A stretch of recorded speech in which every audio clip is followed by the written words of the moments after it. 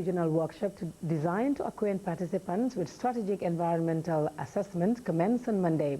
The planning tool promotes sustainability and takes into account potential overlaps between and within sectors and cumulative impacts that can elude standards environmental assessment.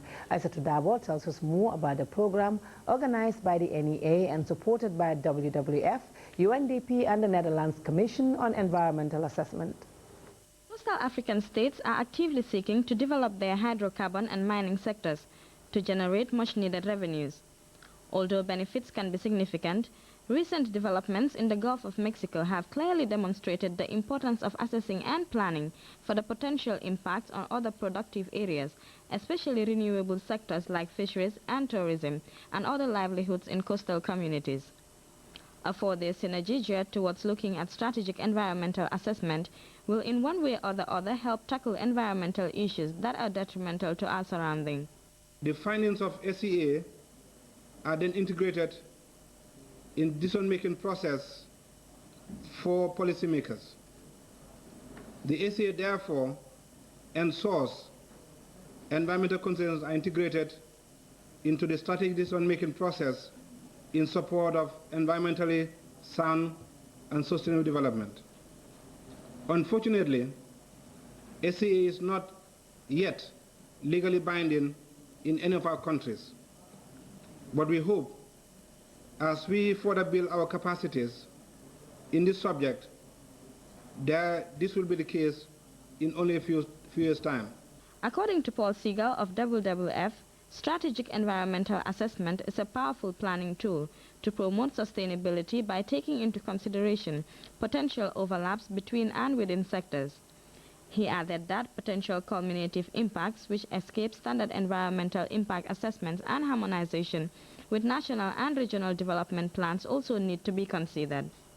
What's even more exciting about this whole process is that the role of strategic environmental assessment is to bring together the needs to manage the natural resources which drive the economies of every one of our countries, whether it's fisheries, forestry, or extractive industries like mining and oil, and to bring them into a context to become sustainable.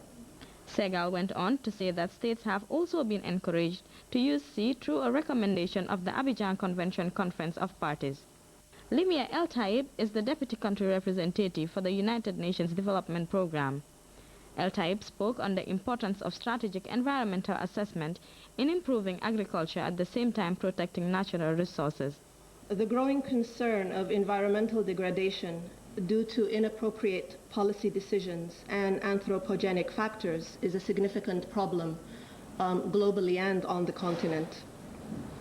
The increasing rate of degradation around the world, including in West Africa, tells us that our approaches to date have not been sufficient, they have not worked, and for us to hold the momentum of loss of natural resource, we have to stop, reassess, and find new tools and new instruments and new approaches as to how we are going to approach this very serious challenge.